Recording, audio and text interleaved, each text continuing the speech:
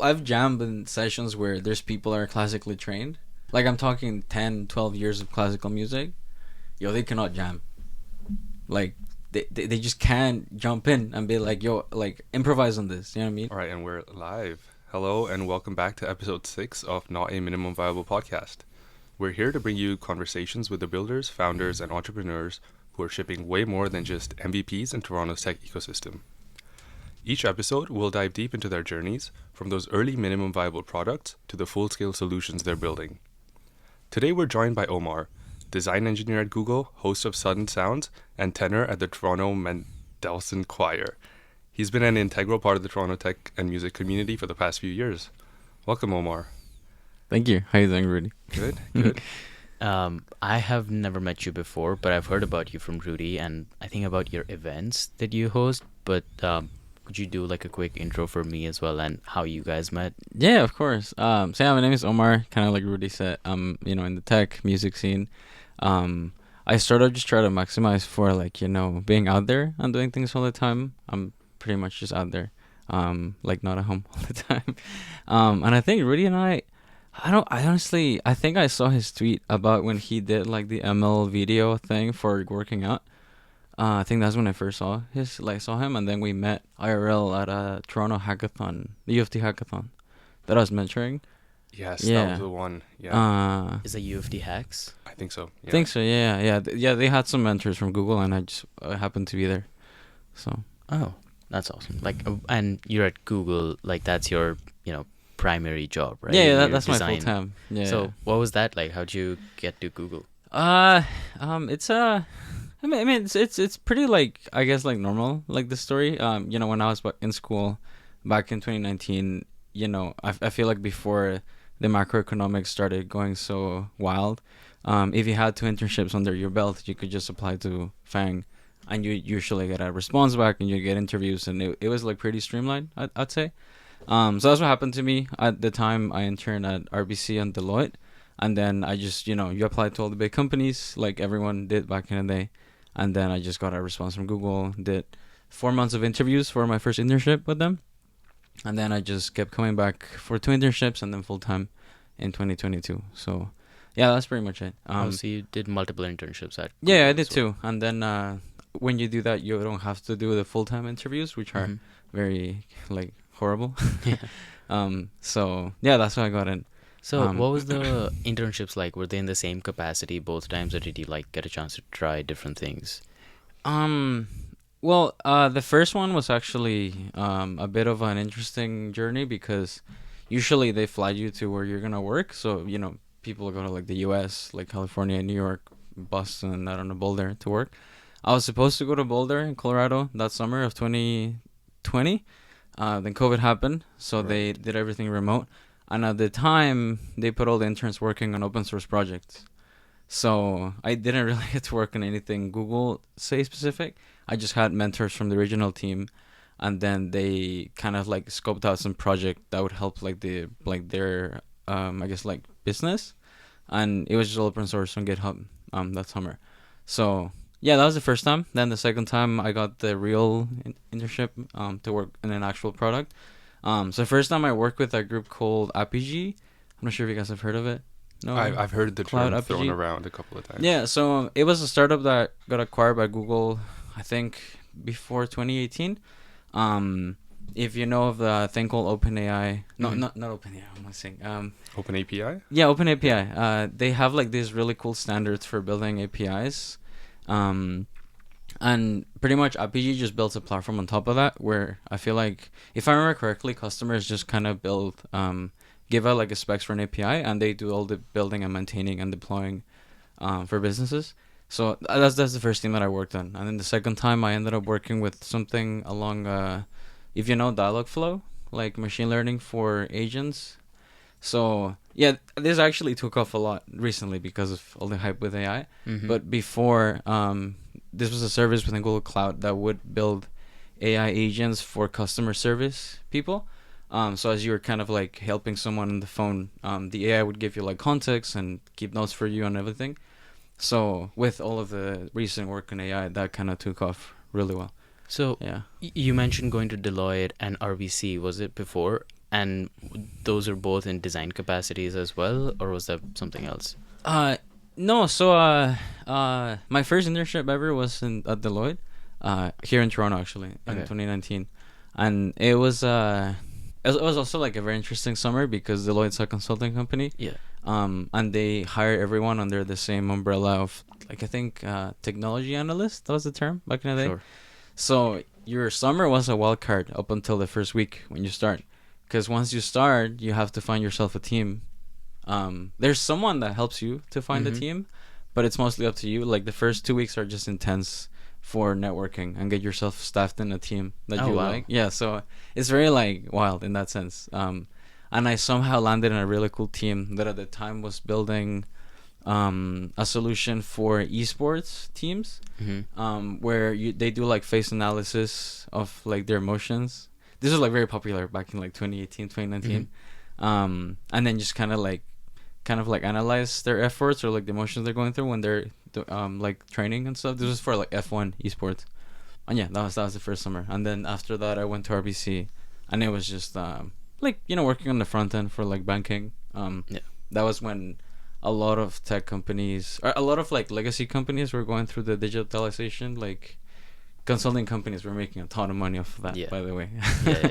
like they would literally find any legacy company, be like, "Yo, we'll digitalize Digitize, you," yeah. and then charge it off a lot of money. That yeah. What was the culture like? Like, was it a big difference going from those two companies and then to Google? Like, I imagine there would be a difference, but Yeah, I mean, all three were very different. Deloitte is super. It's honestly a really fun place to work. I still enjoyed it, and I did consider at some point going back because it's very chaotic.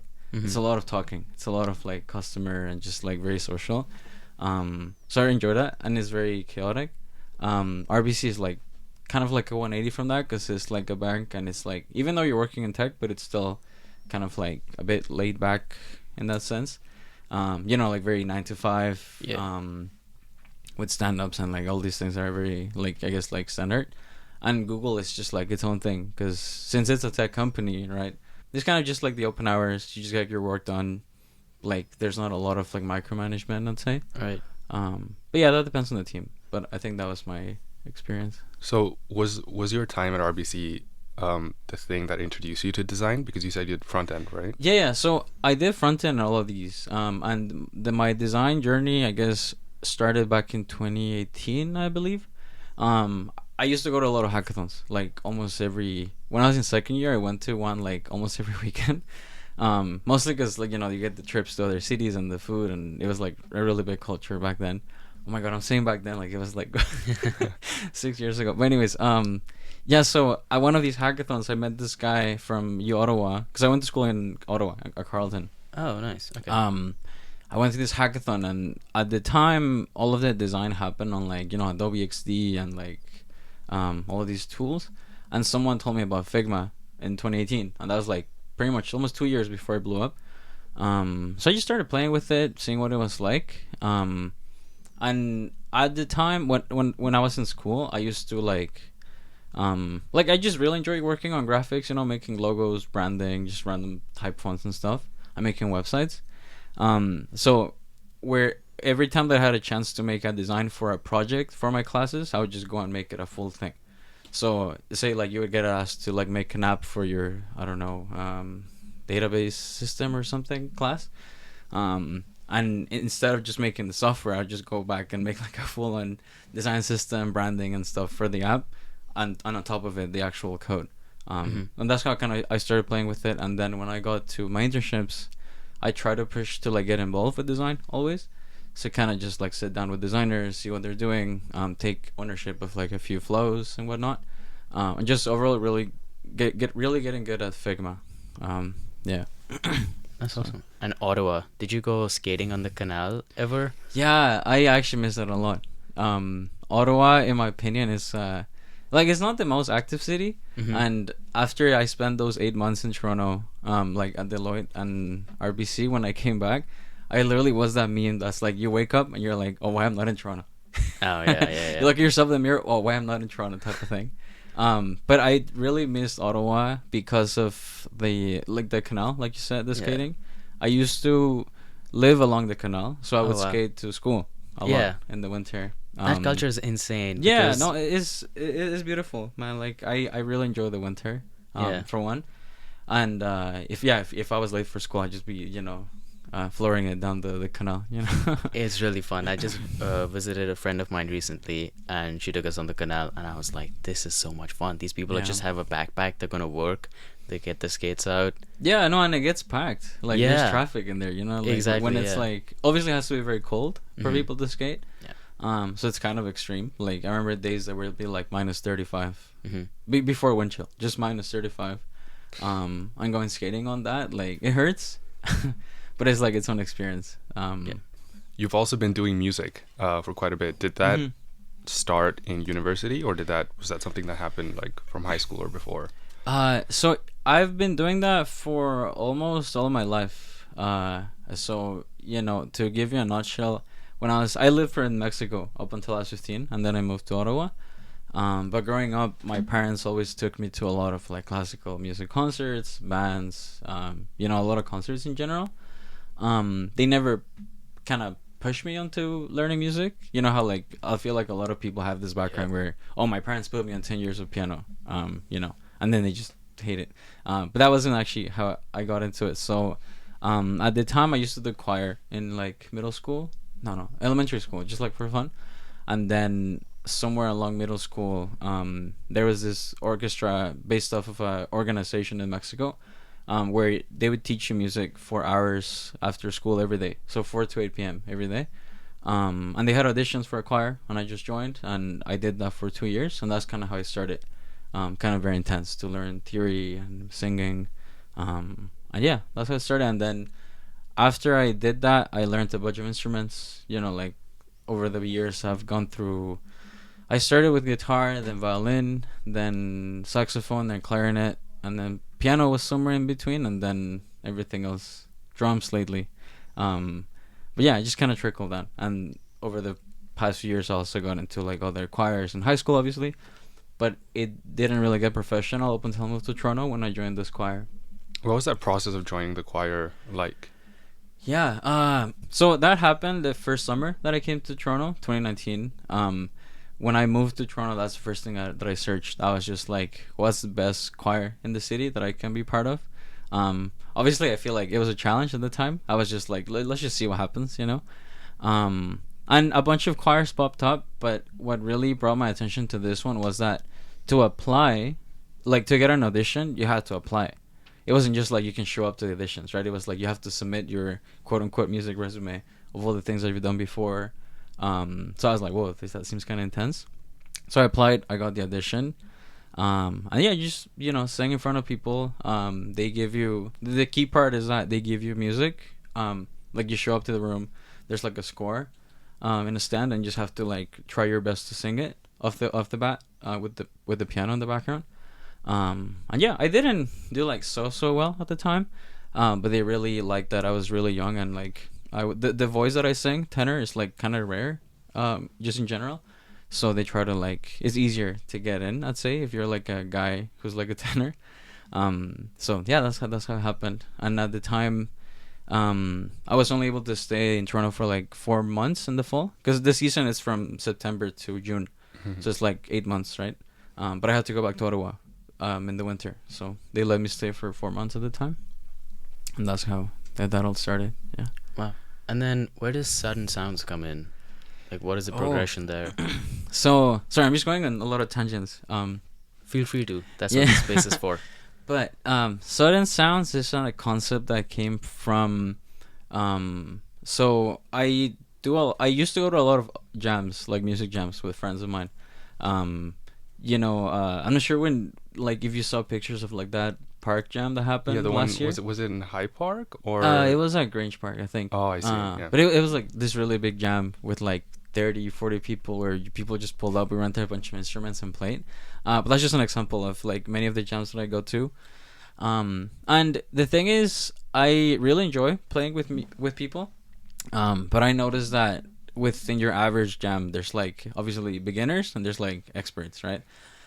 But within jams, it's kind of hard to get cohesiveness for what's happening in the jam. Like obviously you maximize for vibes, which is totally fine. It's really nice and friendly to go to these jams.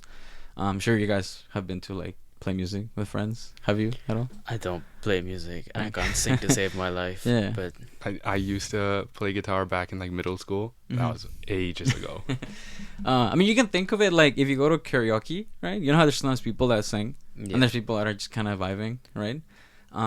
Like kind of the concept with this was that over the past year and a half, I've met people who are like really, really, really good, and I was just like, well, I wonder if you like grab all of these people who are like good, or like who can just pick up music really fast, because that's the key difference, and just have a stage for them. Because I'm not trying to start a band. That's the thing. Mm-hmm. I'm very busy, and everyone else that I met, like who I was like, yo, I'd be fun to play with them, is very busy as well.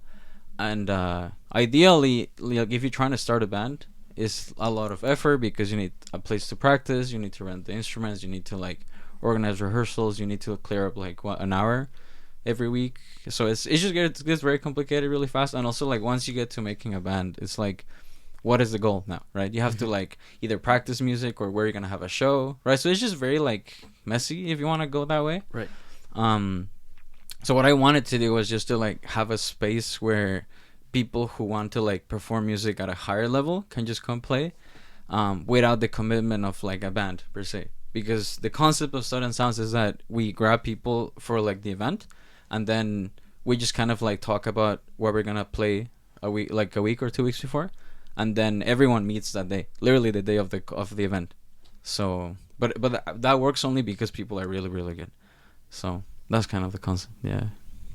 That's really exciting. That's really cool. I'm really like fascinated by how your brain's like processing these different disciplines, because you have design on one hand, classical music on the other, and then I guess it's like music jam, sort of like I guess in the moment type of music. Do you ever find that like aspects from one of these three creeps into the other while you're doing it? Things like rhythm and tone like creeping into your design as you're working? I mean, maybe. I haven't talked about photography either, but that's also something else that I like. I try to take photos once in a while, that are kind of aesthetic, I'd say. But just bring that into, I feel like there's some nuance as to, I feel like over an overall aesthetic, if that makes sense. Like I feel like with like with design, there's this thing of like whether you have taste or not. I'm not saying that that's how I would frame how I kind of see a lot of these things, but I'd say just like overall the framework of like kind of like exploring all the time, it's kind of how I go about it. But I don't know if I would be able to nail it down to something that connects all of these together. I feel like just when I try to picture music and maybe like photography is just like about tones of things that are warm or bright or like cold. As you know, like in music, there's like tones that are like a warm tone would be like a cello, just like very deep, very like kind of like wavy, and like a bright tone would be like a trumpet. It's like very bright in your face, right? And when you bring that to like picture, there's obviously like tones of like warm and cool, like blue and red. So yeah, I feel like there's just a lot of stuff that you eventually just get used to, and you're like, how can this make sense? And even when you bring it to design, it's like kind of like what's like a more, I guess, like same thing with tones, like warm and cold of like design that you're doing, like colors and branding, I feel. Yeah. I think your lens, how you view different things, or basically your reality, keeps getting altered, right? Like because you're engaged in so many different disciplines, I think inevitably you bring some part of that with you when you go into like even your work at Google, right? Because it's just altering you as a person. Yeah. So I think that's a really fascinating way of like not being able to identify what the one thing is, but it's just everything. It's just an amalgamation of your experiences. Yeah, and I feel like again, I feel like I maximize a lot for just meeting people and trying to see how everyone that I meet can help each other, right? Like I've met a couple of friends in my life who are like, oh, I introduced these two people, right? Yeah. And they became much closer with each other than I'm either with them that I am with either of them, right? But I think that that's a good thing, right? Because overall, you're trying to like get people to connect and to like help each other, you know. And when I look at all of these projects, Sudden Sounds only happened because if you go all the way back to like a year and a half, when I met Tommy, and then all of this community thing happened, I met like Marcelo and Taylor and John and Kalindi, who like just happened to be really good at like audio engineering, for example. Again, that happened just because of like meeting everyone, right? Yeah. And so then your introduction to this community space, how does that come about? Like you said, you met Tommy first, and that's kind of how it played out. But is that something you were looking for, actively seeking out this community in Toronto, or did it come about like naturally? Yeah, I'd say so. I feel like I've always been very like I'd say like extroverted, just like meeting people since I was in school. But I think that Toronto was one of the harder cities to really get a community like involved in a community, because at least when I interned here in like 2019, I noticed that unless you were from either like born and raised in Toronto, GTA, or were from Waterloo or were from U of T, you were cooked. Like it was just really hard to insert yourself into either of those, right? Because you just didn't have it. And specifically after undergrad, I still wanted that sense of community and just spontaneous life of being a student, because for me that was really important while being in school. Like, believe it or not, I was just like just all the time doing stuff in school. Like, I'd leave my house at like 9 a.m. and come back at like 11 p.m. almost every day. So I still wanted that lifestyle after I finished school, right?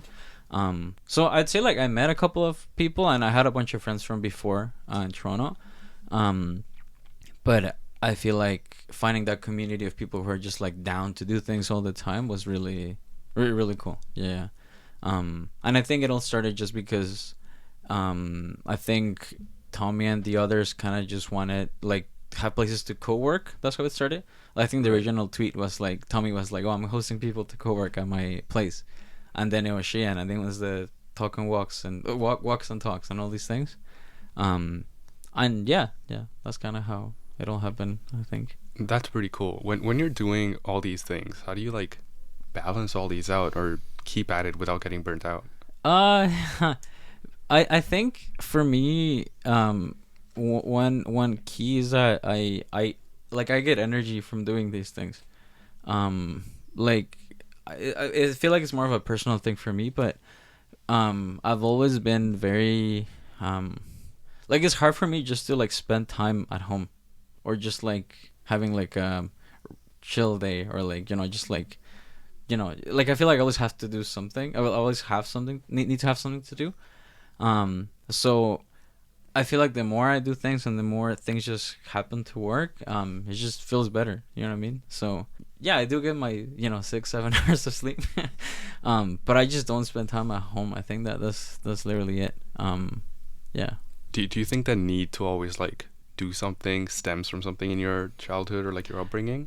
I mean, maybe, and that's like more on the personal stuff, but maybe it stems from like when I first moved to Canada, I was 15. Oh, wow. My parents are still in Mexico. I see them like once a couple of months. But I think that back in the day, like when I first came to Canada, I feel like it was a way for my brain to fill the space of like feeling homesick or anything, to be like, because if you're home, right, it's like you have nothing to do, and it's like then your head starts going to places, like the demons that they're talking, like so like maybe that's kind of how it started, that I was just always trying to be out doing things, but eventually it just stuck with me. And I feel like I've tried to work through it, where I'm like, well, what could it look like if a weekend I just spend that at home, like organizing my plays or anything, right?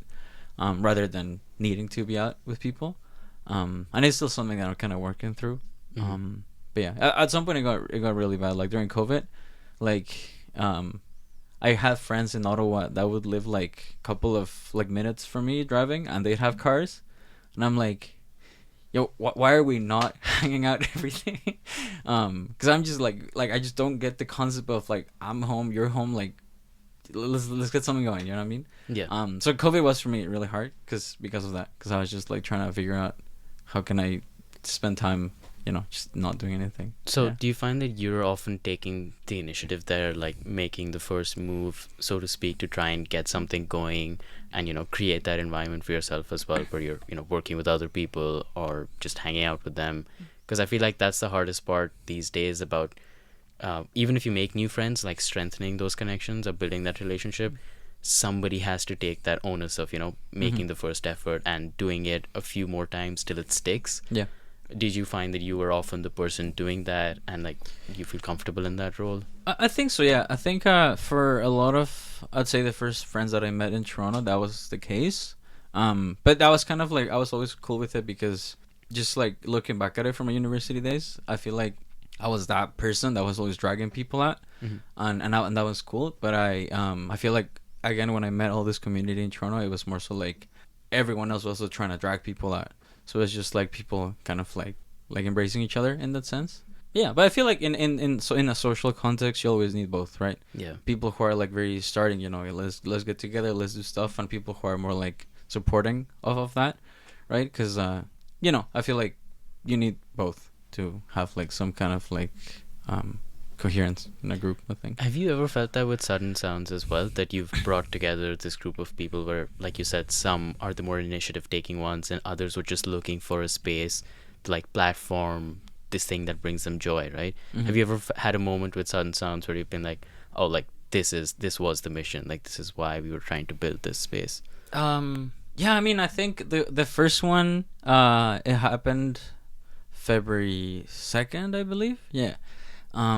And it was like such a magical experience, to be honest, because like again, I started planning this in like December of that same, like around December 2020, like this December. And I started calling people, being like I talked to the audio guys, and I was boosting the event a lot. I was like, yo, we already have everyone else done, so we just need you. Even though I was like working through all the through all the aspects to get like people on board it. But when it happened, obviously I'd say like the major part of this is the performers, right? Because you can have the equipment, you can have the video, the plays, which by the way, a huge shout out to Daybreak because they hosted us, and it was like a huge, like they say this because like spending money on a venue for the whole day is like a lot. Yeah. But anyways, when it happened, everyone whom I talked to about, because I reached out to all the performers before, and I was like, hey, this is the idea. We're gonna play music at a high level. You just have to pull up. We're gonna like organize some songs that we're gonna like decide on some songs that we're gonna play. But when everyone met, I think the coolest part was that everyone was just really, really, really good. But no one kind of expected that, because again, in your average jam, there's people who are like really good, people who are beginners, and it's like it's all cool because it's for the vibes. But everyone that pulled up to Sudden Sounds, they're like really cracked. So it's like we're playing a song, and for example, in the second one, there was someone with a flute, and everyone's like, whoa, like what's going on? Or like there's this guy who can like just really do like really crazy guitar solos, and everyone can just pick up the music really fast. Yeah, I feel like everyone was really happy with how it turned out, and especially to me it was really special how everyone was really thankful to like me and the other organizers, which like right now like there's two other friends of mine, Ying and Anthony, which I'm not sure if you met Rudy, who like kind of have been helping me to organize like the next ones. But it was just kind of very satisfying when people are like, yo, thank you for putting this together, because like it's just like all the organization aspect that I feel like takes the churn of it. Yeah. And they were just happy to pull up and just play, right, and make it like a seamless experience. So yeah. I think the tagline of Sudden Sounds is really cool. A band with no strings attached, just friends playing for friends. Yeah. Does this like relationship of it being deliberately casual and like friendship focused, how does it shape the music that you play or like determine its direction? Yeah, so the first thing is that it takes the stress off of you a lot, because you're not performing in a sense, right? Like it's kind of like a social thing more than a musical thing. Because don't get me wrong, everyone's really good. And I can show you guys a demo if you want after. But the key thing is that most of the people coming to watch are friends of friends, right? We haven't quite really published it out there as a open event. Maybe not yet. It'll happen sometime. But that's the key thing, that there's no pressure, but it sounds really, really good. Because the idea is that we're learning the music the day off. So there's like a limit as to how good it can sound with just like 2-3 hours of rehearsing, right? Yep. So I feel like yeah, that's kind of that's kind of like where it leads. If that makes sense. Yeah, that That's makes pretty great, sense. actually. Before we move on to a different segment, Yeah. what's your favorite memory from Sudden Sounds? Like all the ones that have happened so far. Yeah. So there's this artifacts that have come out of it that I really like. So I had this idea at the first one right before we started playing. I went around the studio to search for like a piece of paper, and I wrote down all the songs on like handwriting. My handwriting is terrible, by the way. So I wrote down Sudden Sounds 1 and like all the songs on handwriting, and I then gave it to everyone to sign it. So we got like this paper of like the songs with the date and everyone's signatures on it. That just looks very like rehearsal-ish, you know what I mean? Like very rough. And we did another one for the second one, and just those pieces of paper are like very iconic to me because it's like it shows the kind of the roughness of it. How it's just like super improvised. The letters are like all over the place, and yeah, just like the vibes are like really really good. Do you have those pieces framed at your house? I will frame them, not yet. Okay. Yeah, I think that would be a cool artifact to have up Yeah, on your wall. yeah, because like we have those things, and I then scan them, send it to everyone to have. Yeah, it was just like really really fun. And then you're talking about like how you've recently, or I don't know how recently, but you started playing drums, right? Mhm. That was the last instrument Yeah. in your progression. What has that been like, and like where do you see that going? Yeah, so I started playing drums last summer, like a year-ish ago, because my office at Google we have a music room, and there's Mhm. like a lot of instruments, but I feel like the special one is drums because for one they're real expensive and you cannot have them at your place, Mm-hmm. or at least you shouldn't because you know the noise. Yeah. um, but yeah, I just started showing up, and I was like, well, let's see how it works. I just sat down and I started playing on my own, and yeah, I just kept going and going, and then by the time we got to Sudden Sounds, I was like pretty good to be able to play, and for the first Sudden Sounds, I was the only drummer that we had, so I had to like just do it. Like I was like, well, I guess this is why I learned drums. Yeah. And I don't know where it's going. I guess my next goal, if you've seen my tweets, I'm planning on going to Oshaga in Montreal, and the Mhm. Killers are playing. Wow. Every time the Killers play live, they have this song where they get someone from the audience to play drums with them for a song. And I actually tried this in 2019, but I didn't know drums. I only knew guitar, so they didn't pick me. I was literally Right. at the front of the festival with my thing. So I'm gonna try again in August. Oh, and you're hoping to get up on stage with Yeah, them? and this time I know the song. I know the whole Right. thing. No, I'm waiting. I'm willing to wait those 10 hours at the front. What So- song is this? It's For Reasons Unknown. I don't know if you know it. The I know Killers. the Killers in general and a bunch of their songs, Yeah. but maybe not by name, that one. Yeah, but That would yeah, be- it's just that's what I want to do, and then yeah, I feel like I've reached already the level that I'm okay with drums. I also picked up cello in December. That's actually like the latest one, and Mhm. yeah, that's like a whole different story. But yeah, What's that been like? Do you find it more challenging, less challenging? How does that feel? yeah, it's different because cello is like a more classical, technical instrument. There's like a lot more precision to it. If you guys know anything about strings, I feel like the keys that playing in tune, just playing in tune is hard. Where compared to like a guitar where you have frets and the bass and the piano, like you have the keys, right? Right. But with violin and cello, it's just really hard to get it in tune. And if you've been to any concerts, like have you guys been to like classical concerts? Not Like, classical. a little bit? No. No, I was supposed to go with a friend, but it didn't work out. I once watched like a mini jam session. Yeah, so if you notice, like, if you go to like a bunch of classical concerts, right? Obviously there's like all these ranges of orchestras. There's like professional orchestras like the Toronto Symphony, and there's like the Markham Symphony Orchestra or like the Guelph Symphony Orchestra. There's like these smaller orchestras or Mhm. community orchestras, and when you go to these concerts, you'll notice that a lot of times the strings aren't in tune, but they're not in tune because they just don't know. It's just they're not in tune because to have the ear to play the right note, you have to know how the note sounds, and you have to know where to place the finger so that it plays the right note, right? But in strings, the notes can be so delicate because there's like no frets on it, right? You can literally move it like a millimeter, and it'll sound different. But if you ever want to do the experiment, go to like a orchestra, like community orchestra, hear how the strings sound, and then go to a Toronto Symphony, and you'll notice how like that's what you pay for in a way because it just sounds so good, if that makes sense. And with strings, it's just really hard to like get that, to get like 20 people to play the same note. So yeah. I wish I could like I had the prowess to notice that kind of detail, because Mm. I remember one of my most traumatic school memories, well, not most traumatic, but like I think I was in elementary school and we had choir practice because it was mandatory. Yeah. And I don't know, we were singing some random song.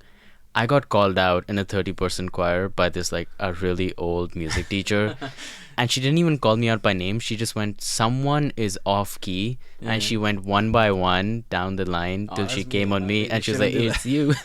I never sang again Yeah. until I was forced to.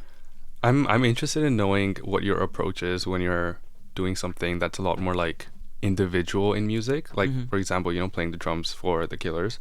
Like there, the focus is more like there's more focus on you because there's lesser people performing. Mhm. How your approach to something like that differs from, let's say, performing in the choir when you have to, I guess, harmonize with so many more Yeah. people.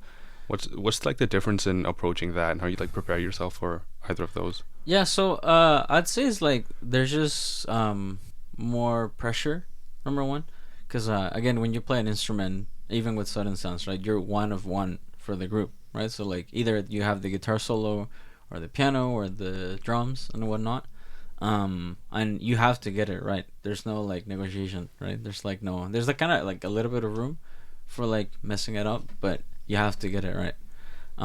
Whereas with the choir, it's more like you have to also get it right. Like, don't get me wrong, there's that pressure as well, but more than getting it right, you have to know how to blend with everyone else. And actually, I guess like the only difference is just the pressure that you have to get it right because no one else is next to you to also play it. But even with a group like within Sudden Sounds, like one of the things we look for is some experience playing in a group, because the fact that you're good at guitar and you can just crank out these solos on the electric guitar doesn't mean that you'll be good playing with people, because you have to hear yourself, right? You have to be able to tell that you're very loud, or you're going very fast, or you're going very slow. So it's just the ability to blend in as well is really important. Yeah. Does that like come into play in your like everyday work life as well? Like if you're working on, say, a side project by yourself as opposed to when you're working on a team, do you see that like at play, those dynamics, and how you have to adapt to other people's work styles and how they're going about the same project? I mean, I don't know if I see it that much at work, because I feel like the people that make teams are the ones that really take these into consideration, right? Okay. That when you build teams, I feel like you really care about people who are not just good but can also like have friendly conversations. But it's one thing that I definitely did notice a lot when I was being a TA in school, because I don't know what the TA situation is like at U of T, but I found that if you're really good at academics and you have the hundreds, that does not mean you can teach. Oh yeah. 100%. And I swear to God, like so for context, I did TA a lot in school, and I even got like an award for like the best TA of 1 year, because I just really enjoy the part of like writing content and hosting like workshops and just like making sure people understand. But you find that a lot of the people who have like really high grades, they just don't have the skills to like communicate the right thing, right? Yeah. So yeah, it's just a random tangent, but I feel like it has something to do with that. Yeah, No, I agree. no shade to any professor at U of T, but that also applies to Yeah, some of the professors Yeah. here. Yeah. True. This is true. It's just, I feel like it's a different social skill. You know what I mean? Like, Yeah. you have to just be able to have a conversation and listen, and Someone had once like told me this as a piece of advice before like recruiting and stuff, and he was like, you don't have to be nervous about like your skills or this and that. Like the only thing you need to keep in mind during interviews is that it's a conversation, and the person on the other side is just looking for somebody that they're okay going to work with every week. yeah. And that's what it boils down to. And once I had that in my head, the whole conversation was different. My outlook of it was different, and it Yeah. kind of takes that pressure out from it. So I think it's like a similar element. Yeah, and that's also something else that happens with the way Google hires, is that there's like the technical interviews, right? And once you pass them, then you have the team matching interviews, right? And in those team matching interviews, you have like, you talk to the actual manager of the team you're gonna work with, right? And you get like half an hour, I think, or 45 minutes to talk with them. Yeah. And like I feel like I did pretty well on those because I was just like, it's just a talk, you know what I mean? Like I Yeah. don't think it's that stressful. But a lot of people would be like, "Yo, what's the feedback? Like, sorry, what's your opinion on these? How do you do well at these?" And it's like, well, just don't treat it like it's a teacher. You know what I mean? Like, Yeah, it's just a vibe check. yeah. Yeah. So Have you been on the other side of that yet? Like the hiring process? I no, not yet because when I started at Google, the huge layoffs happened like 6 months after, so they canceled all the training and there was no interviews for like a while. Okay. And you cannot start doing interviews until you've been in your role for a year. Right. And I recently switched to design engineering, and I have not been there for a year yet. So yeah, and even then, design engineer interviews are so rare because there's very few roles. So I don't know if it'll happen, but Okay. I'd be open to it. Yeah. Is there any like particular design philosophy that you like resonate with the most when you're doing design stuff? No, I'm not sure how to answer that. So I get just for a little context as to like what I do within my team. As of right now, like the flow of like me taking full ownership of designing something is not something that I have done just yet. I think kind of like what I do is like work with designers to kind of finish up flows that are already pre-existing. So like take the prototypes and then convert them to code. So kind of like I'm still developing my personal kind of like UX to fully make something from scratch. So yeah, I'm not sure how I would answer that, to be honest. Okay, Yeah. if you come on the podcast maybe again in like the next year or so, Yeah. I'll ask you the same question Okay, then. sounds good. Yeah. Yeah. Because it's something that I'm trying to get more involved, like in terms of like learning design. This is a random tangent, like a hot take, but I think that when it comes to building front end, the role of the front end engineer is gonna like not disappear, but like be very very thin in the next few years because, I feel like it won't be anymore about how the code looks like. It'll be fully about the ideas. Especially with tools like V0 and Claude, like anyone can just pull in and be like, "Yo, make me this, right? Design me this." So I feel like the real juice of like building something relies within design, no longer in the code of that design, because it's just, I mean, it doesn't really matter, right? Like if I have an animation, does no one really care what the code looks like behind it? Like I think it's just about the creative aspect, right? Right. Yeah. And then speaking of like the creative aspect here, I feel like one element looking from the outside in for jam sessions is that there's a lot more creative freedom as opposed to when you have something that's a lot more structured, right? Like a performance is choreographed and you know, you've practiced it so much. But the jam session brings this like raw creativity to it, I guess. Yeah, that's a huge combo. Okay. So I've jammed in sessions where there's people that are classically trained. Okay. Like I'm talking 10, 12 years of classical music. Yo, they cannot jam. Like they just can't jump in and be like, yo, like improvise on this. You know what I mean? Mm-hmm. Because classical music on like the way it's structured, the way it's made is like very, very measured, very rudimentary, very like by the line kind of thing, right? Yeah. So you are playing the music that you have in front of you in a certain way, right? But that doesn't mean that you can just like randomly start listening to music and playing along. And to me that's very interesting, because again, when you jam with people, like especially with sudden sounds, like we specifically ask that you know how to pick up songs just quickly. Like literally everyone that we've had, I'm 100% sure they can just like listen to something and play it within like 10-20 seconds. Literally just play along. That's such a cool skill. But like but a lot of these people aren't classically trained, and Right. that's, to me, that's so interesting, that it's just two different kinds of things of the same world. And I feel like the ideal person knows both, right? Because obviously there's theory behind all of this, right? It's not just vibes. I wish it was just vibes when you're playing music, but there's like theory supporting it, right? Yeah. And I feel like maybe it has a lot to do with like I guess like how you approach music, right? Because I forgot where I was going with this, but like for example, like I'm from Mexico, right? And there the culture is very musical in general. Just like there's a lot of music and and history and like just like parties and like music, family stuff. And a lot of my uncles back home, they would play guitar and write their own songs, and they would just know the chords and kind of vibe along, but they wouldn't know theory like that well. They just know the chords and how to play it, and they can all play together. That's it. right? It's like that line from Oppenheimer where he's like, Oh, what can you hear the matters is music? whether or not can you hear it. Yeah. Yeah. I mean, yeah. In a way, I feel like that's the case. So do you feel like in situations like that where something unexpectedly pays off, like the creativity between the structured and the unstructured, does that ever happen in like your work life as well? That you've taken like a creative risk, so to speak, and unexpectedly have it pay off? I mean, not directly that I can think of. I'd say just like the equivalent would be to just think outside the box. Right. I know it sounds very like stereotypical, but yeah, just like having wild ideas out there. Yeah. I think there's a lot of value to that. And then speaking of things that have value, one thing that has a lot of value is us getting to know you outside of the work that you're doing specifically and like your hobbies and things like that. So this is a set of questions, rapid fire questions. They're not rapid. Feel free to try. I challenge you. But so yeah, we'll ask you a bunch of questions so we can get to know you better. Okay. So what's your go-to comfort meal after a long work day? Oh, Domino's Pizza. Oh. Yeah. Good shout. Nice. Any reason why it's not anything like Papa John's or something? I feel like there's a lot of lore to it. When I was in school, it would just be like chip in, when you're at the library to get a Domino's Pizza. Yeah. Mm-hmm. Yeah, fair enough. Would you rather spend a day at a cabin in the woods coding by yourself or in a jam session, which is happening at the cabin in the woods? The jam session, yeah. Jam session. Okay, lovely, yeah.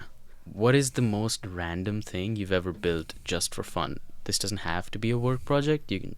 Oh, that's a good question. It doesn't even have to be like a coding thing. Yeah, no, of course not. You could have built a sandcastle. Okay, I mean, I once made these designs like for. So I was trying to do like a piano, like a graphic design of a piano. Like this is up on my Figma, by the way. And I was trying to like group the vectors of this illustration. And I by accident clicked on the align button to like shift them all like vertically. Okay. And it came out really looking really cool. And I made like a whole series of these instruments, like the vectors of their parts, but just like aligned in different like vertical and horizontal. Yeah. Oh, that's It awesome. was just very random, but yeah. If you could have dinner with anybody, dead or alive, who would it be? And this would be one-on-one. Oh my god. Sorry, I need to think, because I feel like there's many branches of this. There's like the music, the classical music, the. Yeah, you have to pick one. Maybe I'd pick Pharrell.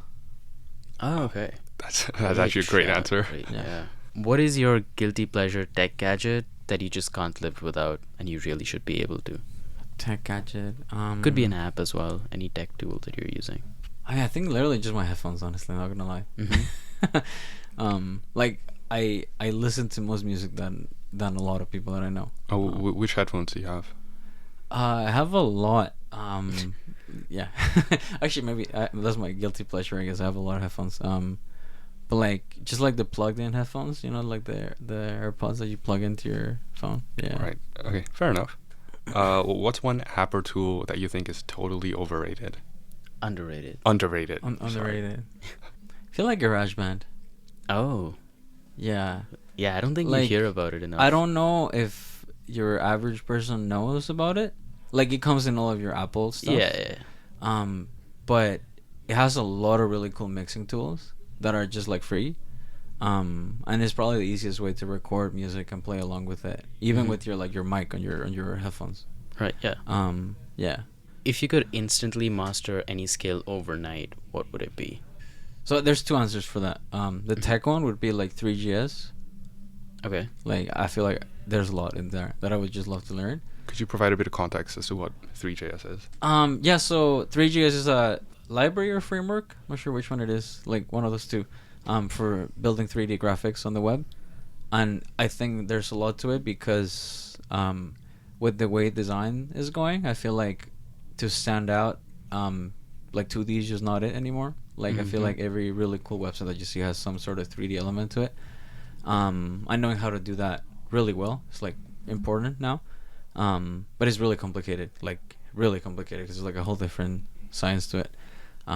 So that's my tech answer. But my music answer would probably be just like having like a perfect ear for every instrument, like how to hear the music, because like to compose pretty much. Right. Yeah. Just a tangent off of that. Have you ever used this library called p5.js or processing? No, I've oh my god, I feel like I've seen it. I saw it on in a project once. What is it for? It's like this it's a JavaScript library that's used for like creating interactive visuals with code. It's I guess you could say it's like a 2D version of 3JS. Mhm. Not sure how relevant that analogy Yeah. is, but yeah, might be worth looking into. Yeah. No, I've seen it. I don't remember where. It must have been like some hackathon project and stuff. Yeah. Right. If you could go back and give advice to yourself when you were just starting out your tech design career, what would Mhm. you say? I would say to focus on the strengths and like don't try to be this person that knows everything well. Because like you can always be like a full stack developer and know everything, know a sprinkle of everything and just kind of like know the whole stack and just be kind of like standard at everything. And I feel like I got into a lot of trouble because I would focus on the wrong things when building for like companies, right? Where I would just literally spend time writing a CSS animation for something that I was not asked for, but I really care about that, and I ended up doing that now as my job, right? So I feel like just focus on like what you like, and if you can literally make it like polish it, that's worth it more than just like having to, learn all this stuff and whatnot, right? Because there's people who like are really learning those skills that you're not good at to be their best at, right? And you can just work with them rather than If your life was a movie, what would it be titled? I don't know, just like chaos or something like that. Yeah. Nice. Okay. Yeah. This next question is probably the most important one. Mm-hmm. Cats or dogs? Whoa, man. No. I like both a lot. Like I really like both a lot. I will say though, like I feel like cats overall, there's like a whole brand on them. Like I don't see cats as like by breed. I really like cats in general, but with dogs, there's like I have my scale of which breeds I like the most. Right. And there's like a dog that I love. There's like the Borzoi dog. Not sure if you know which one it is. Not It's sure. like this, like the one with the long nose from the meme. Okay. Oh, let so- me do it for you. Yeah. So that dog standing up is like 5'7", 5'6", Wild. 5'6".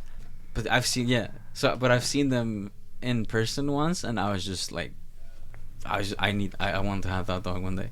But yeah, and I just really like these categories of dogs.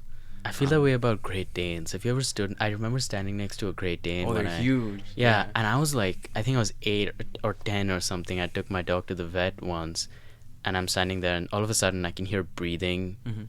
in my ear and just drool on my shoulder. Yeah. And it's a Great Dane just standing next to me, chilling, and it's huge. But yeah, such cool dogs. Yeah, I just feel like dogs have like a lot more categorization with breeds and stuff, and with cats it's just like I don't know anything. I just feel like I know a little bit, and there's cats. You know what I mean? Yeah, So, the within cluster variation is higher in dogs. yeah. That's fair. Yeah, I guess with that question, we're coming to the end of this episode with Omar. Mhm. Before we go, do you have any words of advice for anybody listening? No, but I have a fun fact. I feel like a hot take. One last hot take. Let's hear it. Like you know how a lot of people say that CSS is hard, or just it just doesn't make sense. I feel like a hot take on that is that people think it's hard because it's not a normal language, right? And if you go back in the day before AI, if you went to Stack Overflow to like if you search, how do I quote unquote center this thing on like CSS, it would take you to like Stack Overflow, and you'd copy the CSS and you'd paste it on your file, and it wouldn't work, and you end up with like putting important on everything to make it work, right? And that's just because CSS has to be like a very structured language from all the like it's just cascading, right? And I feel like that's why it doesn't make sense to a lot of people, because it's not like putting one rule in there that you think will fix everything just won't work, because there's like a whole system around it. Right, because it's building on top Yeah, of what's and I previously think there. that's why it's like really interesting as a language, right? Because you really have to plan things out from a design perspective of like where the boxes that you put within boxes and all these things. And that's why a lot of people think that it's confusing, because it's not a like you don't put things in boxes, right? Like functions, it's like a whole thing. Hey, that's cool. You heard Very it cool. here first. Yeah. With that, thank you for coming on the podcast, Omar. Thank you so much. Great chatting. Donezo.